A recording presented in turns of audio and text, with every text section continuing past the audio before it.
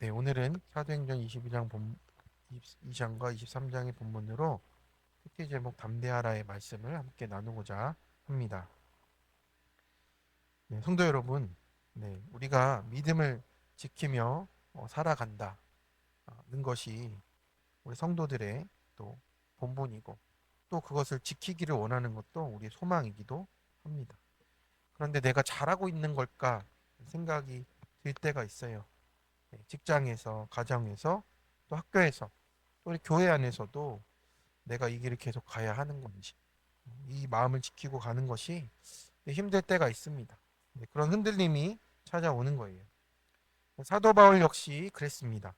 그는 예루살렘 공회 앞에 세워졌습니다. 모두가 자신을 정죄하고 위협하며 죽이려는 그 자리에 있었어요. 그런데 하나님께서는 바울을 그 자리에 세우셨습니다. 사람들의 시선이 무섭고 또 오해와 비난 속에 이렇게 서면 우리는 어떻습니까? 한없이 작아지고 싶은 그런 순간 속에 있기도 합니다. 그런데 그때 우리는 하나님을 직면하는 때임을 알아야 하는 거예요. 내 죄와 십자가를 주목하며 구원을 주목할 때 하나님의 말씀의 기준을 두어 나를 치고 잘못을 시인하는 이것이 성령의 양심입니다. 그래서 이것이 우리 안에서 이 성령의 양심이 역사하시는 시간으로 우리가 그 위축되는 시간을 보내야 한다라는 겁니다. 오늘 말씀을 통해 우리가 사람들 앞에 공회 앞에 선 것 같지만 하나님을 주목하며 하나님 앞에 섰던 바울의 모습에 나를 비추며 띵크해 보고자 합니다. 첫 번째로 하나님만 섬겼기에 위축되지 않습니다. 네, 이튿날 천부장은 유대인들이 무슨 일로 그를 고발하는지 진상을 알고자 했습니다. 그래서 결박을 풀어서 제사장들과 온 공회를 모았던 것이죠. 그래서 그들 앞에 바울을 세웁니다. 그래서 바울이 공회를 주목하여 이르되 여러분 형제들아 오늘까지 나는 범사의 양심을 따라 하나님을 섬겼노라 이렇게 고백하고 있습니다. 그래서 이것은 이 사내들인 회의는 단순한 회의는 아니고 이스라엘 최고의 종교 법정이고 네, 종교 법정이면서 그런 판결의 기구입니다. 그래서 이 공회는 71명의 회원이 있어요. 대제사장, 또 제사장들, 서기관, 율법사, 장로들이 이렇게 세워져 있고요. 의장은 대제사장이 맡았죠. 로마는 이 공회에 막강한 권한을 부여했고 로마 허락 시에 사형 판결 권한도 있었습니다. 바울은 예루살렘에서 제자들, 지도자, 폭도, 군대, 천부장, 유대 최고 지도자 등을 다양하게 다 무리를 만났잖아요. 근데 다 어떻게 만났습니까? 다 죄인의 모습으로 만났어요. 뭐 잘나고 내가 드러나고 이렇게 했던 거는 다 그냥 사울일 때는 그랬지만 지금 만나는 모든 무리 앞에서 어떤 모습으로 늘 만납니까? 결박된 채로 만나는 겁니다. 아무것도 드러낼 수 있는 것이 하나도 없이 그 죄인의 모습으로 만나시는 거예요. 왜 이 다양한 무리를 만나게 하실까 생각해 보면요. 구원 때문에 이 다양한 무리에게 복음을 전할 수 있는 그런 훈련을 하시기 위해서 그것을 또 보여주기 위해서 만나게 하신 것 같습니다. 그래서 그 앞에 선 바울은 범죄자처럼 끌려오지만요. 한 가지 다른 것이 있습니다. 그는 눈을 피하지 않았어요. 이는 구원 때문이고 누가 주인이고 누가 재판장인지 모를 정도로 자신감과 자존감을 가지고 그 자리에 주목하여 서 있습니다. 바울의 시민권이 하늘에만 있고 관심이 구원에 있기 때문에 그를 위축할 수 있는 것이 없었다라고 하는 겁니다. 그래서 성경은 말을 합니다. 바울이 공회를 주목하여 이르되 이렇게 하면서 바울이 오히려 주목하여 말하기 시작합니다. 이 단어 아테니조라는 단어가 이제 주목하다인데 눈을 똑바로 고정하다, 집중해서 바라보다입니다. 고개를 숙이지 않았습니다. 범죄자들처럼 하지 않았죠. 사람이 아닌 하나님께 시선을 고정했다라는 거예요. 그래서 십자가를 붙든 사람들은 죄로 인해 죽어 있던 양심이 이제 하나님 앞에서 작동하기 시작하는 거예요. 그래서 그는 이렇게 말합니다. 나는 오늘까지 범사의 양심을 따라 하나님을 섬겼다. 여기서 두 가지가 중요한 것 같습니다. 범사에 또 양심에 따라 이거 같아요. 범사에는 모든 일의 어떤 상황에서도란 뜻이잖아요. 그래서 바울은 내가 좋을 때만 형편이 맞을 때만이 아니고 매 순간 모든 일에서 하나님 앞에 살았다라는 겁니다. 이것을 좀 풀어 말하면 뭡니까? 사소한 것에서도 말이에요. 우리가 사소한 것에서도 하나님 앞에서 살아갔다라는 겁니다. 이 양심이란 단어는 함께 안다라는 뜻이거든요. 그래서 이 하나님과 함께 아는 마음, 하나님 앞에서 부끄럽지 않은 내면의 증거가 되는 겁니다. 그래서 사람에게 인정받지 못해도요, 하나님과 마음을 함께 하고 있기 때문에 그것이 이 담대함의 근거가 되고 있습니다. 이러한 사람들은 어떻습니까? 다른 사람들의 구원을 향해서 주목하고 있습니다. 하나님이 기뻐할 만한 선한 일을 할 수 있는 신적인 능력을 공급을 받는 거죠. 어디서부터 그렇습니까? 성령께서 주시는 양심으로 가능하다라는 말이에요. 그래서 성령의 양심은 내 죄를 주목하고 십자가를 주목해서 구원을 바라볼 때 작동하기 시작하는 거예요. 사람들이 나를 오해하고 비난할 때 우리의 시선이 자꾸 사람에게 가는 것이 아니라 믿음의 사람은 모든 상황 속에 계신 하나님을 바라보는 겁니다. 사람을 두려워하면 눈치를 보게 되고 비굴해지게 되지만 하나님을 바라볼 때 하나님과 마음을 함께 하는 사람이 되면 우리의 자존감이 다시 살아나기 시작하는 겁니다. 하나님으로부터 오는 그런 하나님의 양심이 우리 가운데 채워지기 시작하는 거예요. 성도 여러분, 우리가 누군가의 시선 때문에 위축되어 있지는 않습니다. 하나님 앞에서 정직하게 살아가는 사람은 사람 앞에서도 당당하게 또 그 구원 때문에 살아낼 수가 있습니다. 적용 질문입니다. 내게 두렵고 위협적인 상황에서 하나님께 집중합니까? 주목합니까? 사람들의 시선에 위축됩니까? 오늘도 범사에 하나님도 함께하는 마음, 말씀 묵상으로 하나님을 섬기며 순종하고 있습니까? 두 번째입니다. 믿는 자는 부활로 말미암아 신문을 받습니다. 대제사장 아나니아가 바울 곁에 있는 사람들에게 그 입을 치라 라고 이렇게 명했습니다. 바울이 이제 양심을 따라 하나님 섬겼다고 고백하자 대제사장 아나니아가 분노해서 저자의 집을 치라고 했습니다. 근데 이것은 재판을 거친 것도 아니고 그냥 최고의 인격 모독이고 폭행이었습니다. 그러자 바울이 즉시 말합니다. 회칠한 담이여 하나님이 너를 치실 것이다. 이 회칠한 담은 겉은 흰색인데 속은 썩은 담을 뜻해요. 겉모습은 경건해도요. 속은 부패했다라는 예수님의 표현과 똑같은 것입니다. 죄도 정하지 않고 바울이 입을 치라고 한 것은 율법을 어긴 겁니다. 그러자 사람들이 말합니다. 내가 대제사장을 감히 욕하느냐고. 바울이 놀라면서 말합니다. 형제들아 나는 그가 대제사장인 줄 알지 못했다. 이건 단순한 변명이 아니었고요. 내 백성의 관리를 비방하지 말라는 말씀을 떠올리면서 즉시 자신의 언어를 하나님 앞에서 돌이키는 거예요. 하나님 앞에서 정말 사소한 일에도 또 범사에 양심을 지켰던 태도임을 우리가 볼 수 있는 겁니다. 그래서 여기서 바울은 더 깊은 통찰을 또 얻어가는 것입니다.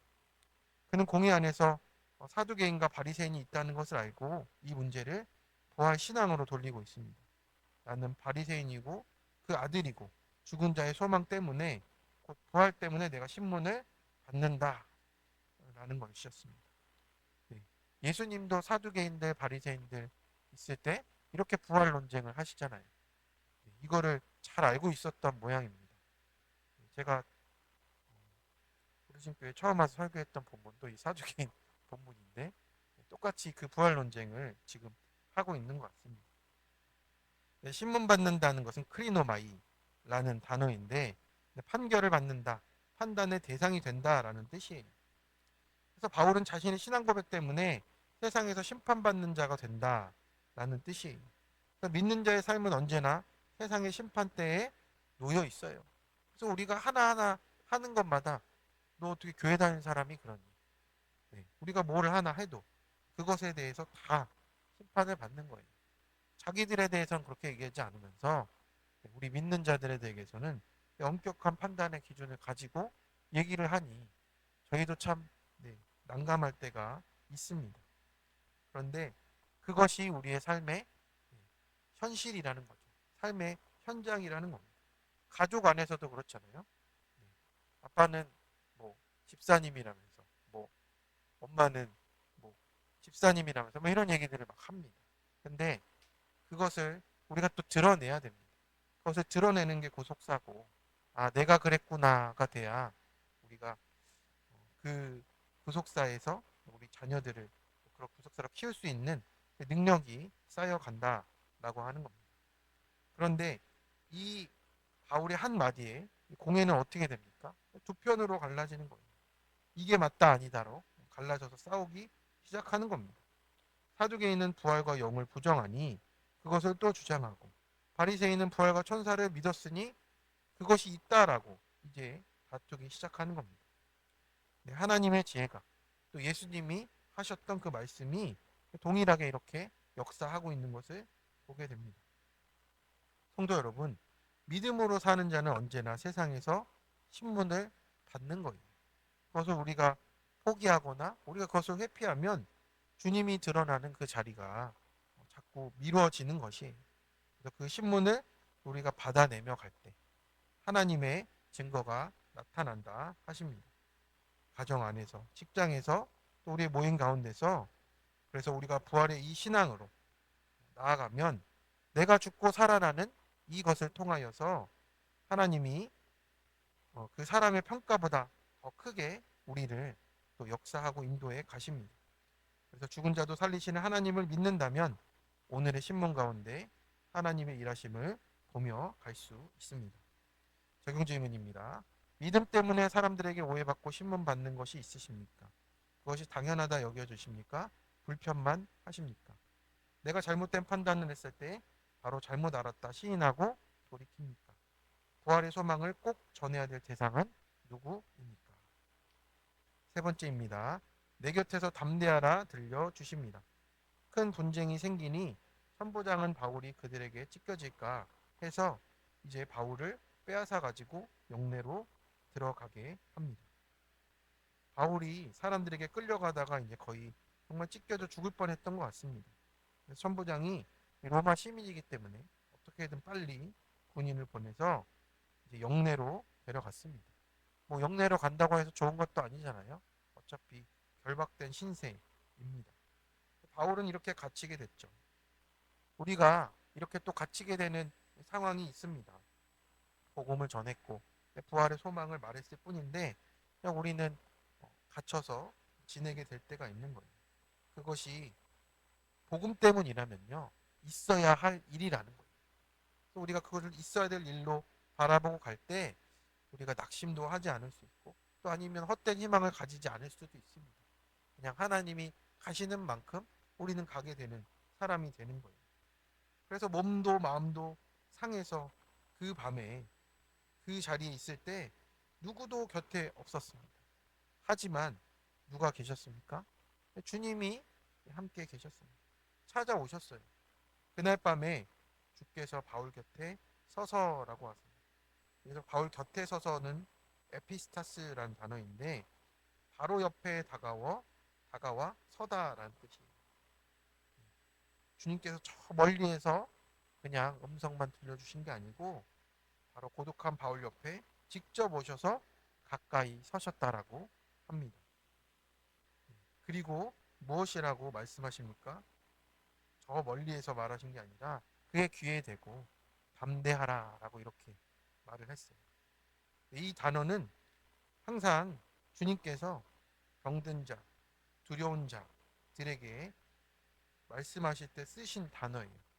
타르쉐이라는 단어인데 따라 안심하라 할 때 이 안심하라 또 내니 두려워하지 말라 두려워 말라라는 단어로 이렇게 쓰이는 단어입니다. 용기를 내 이 정도가 아니고요. 내가 너와 함께 있으니 두려워하지 말라라는 뜻입니다. 그렇습니다. 우리가 갇혀 있는 그 와중에 또 사람들의 그 모든 오해와 시선과 편견 속에 놓여 있을 때 두려워하지 말라라고 주님이 말씀을 하시는 겁니다. 그래서 하나님이 늘 그 임재 가운데 만나 주실 때 쓰던 단어예요. 그러니 하나님 우리가 두려워하고 있다라면 내 안에 하나님의 임재가 가까이 올 때가 됐구나. 그렇게 우리가 구속사로 해석을 하면 어떨까 싶습니다. 두려워할 일이 아니라 주님이 함께 하실 일이구나. 복음 때문에 나아가는 이 길에 갇혀 있어도 또 묶여 있어도 그것이 두려워할 일이 아님을 주님이 말씀해 주십니다. 그래서 주님이 뭐라고 이어서 말씀하세요? 예루살렘에서 증언한 것 같이 로마에서도 증언하여야 하리라 라고 했습니다. 주님은 바울에게 고난을 끝내줄게 라고 하셨으면 좋겠지만 그게 아니고 사명을 일깨워 주시는 거예요. 지금 우리가 살아난 삶은 내 생명 부지가 아니고 하나님의 뜻을 다시 이뤄가라는 사명으로 부르신 거잖아요. 바울은 지금 감옥에 있지만 그 감옥을 선교의 과정과 통로로 바꿔 가십니다. 그래서 감옥에 있어도 하나님은 거기서 일하시고 계신 거죠. 사람은 가둘 수 있어도요, 복음을 결박할 수가 없는 겁니다. 청년의 큐티 간증입니다.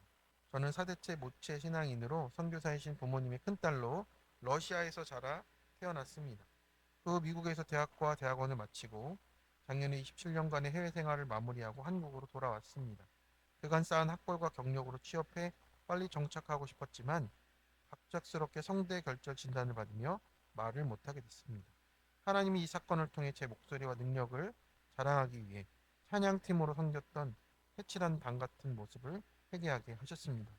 또한 말을 할 수 없어 키보드로 소통하며 제가 하려던 말을 다시 한번 점검하게 되니 제가 얼마나 많은 사람들을 율법적으로 정죄했는지 깨달았습니다. 취업 준비 기간이 길어져 불안한 마음과 공동체의 소그룹 모임에서 솔직하게 나누니 이제 믿음의 공동체에 함께 한 발자국씩 내디딜 수 있었습니다. 갇힌 환경에서 자기 열심을 가지치기 하고 하나님의 열심에 기대니 저의 유익이 아닌 사명을 위한 직장으로 인도해 달라고 진심으로 기도할 수 있었습니다. 그리고 몇 달 전에 저는 제가 원하던 교육 분야에 취직하게 됐습니다. 하나님은 제가 기도한 것보다 더 풍성하고 선하게 응답하셨습니다. 저는 제 힘으로 한 것이 하나도 없음을 고백하며 제 안에 뿌리 깊은 교만을 회개할 수밖에 없었습니다. 오늘 본문에서 주님은 바울에게 담대하라. 내가 예루살렘에서 나의 일을 증언한 것 같이 로마에서도 증언하여야 하리라 말씀하십니다. 또한 갇힌 환경에서도 주를 증언하게 하셨듯이 이제 불러주신 학교에서 담대히 주님의 일을 증언하며 살아가기 소망합니다. 적용하기는 성대 회복을 위해 약을 잘 챙겨 먹겠습니다. 업무 시작 전에 제가 속한 학교를 위해 기도하겠습니다. 그렇습니다. 이 감옥같이 갇힌 상황이 성대 결절이 오고 또 취업이 안 되는 이 와중에 하나님은 그 사명을 회복하시는 시간으로 주셨네요. 그렇죠? 그래서 우리가 갇혀 있고 막혀 있고 결박되어 있을 이 상황에서 하나님은 분명히 일하고 계신다. 내가 하나님께 맞춰지길 원하시는구나. 하나님께 나오길 원하시는구나. 그것을 보면서 복음으로 충만하시기 또 성령의 양심으로 범사에 또 하나님께 나아가시는 우리 모든 우신교회 성도님 되시길 축원합니다. 아멘. 적용 질문입니다. 지금 주님이 곁에 계신데도 내가 두려워하는 일은 무엇입니까? 막히고 갇혀 있는 것이 말씀으로 해석되어 복음의 길로 가고 있습니까? 담대하라 하시는 주님을 의지하며 복음을 전할 사람은 누구입니까? 네, 우리 함께 기도하겠습니다. 오늘도 우리 곁에 서셔서 말씀하시는 주님, 우리를 불러주심에 감사하며 찬양을 드립니다. 사람 앞에선 작아지고 오해받고 지칠 때가 많지만 주님이 함께 하심으로 담대하게 하여 주옵소서. 바울처럼 사람보다 하나님을 의식하게 해주시고 부활의 소망으로 신문당할 때마다 주님 주신 사명을 기억하게 하여 주옵소서. 주님, 우리의 감옥 같은 상황 속에서도 주님은 여전히 일하고 계심을 믿습니다. 오늘 하루 주님이 곁에 서 계시기에 담대히 나아갈 수 있도록 도와주시고 성령의 양심으로 말미암아 우리가 범사에 하나님께 순종하며 나아갈 수 있도록, 그래서 믿는 자의 부활로 우리가 신문을 받아도 갇혀 있어서 주님의 뜻을 이루는 그 사명 가운데 나아가며 담대할 수 있도록 인도하여 주시옵소서. 모든 것을 주님께 맡겨드리오며 우리 주 예수 그리스도의 이름으로 기도드립니다. 아멘. 우리 함께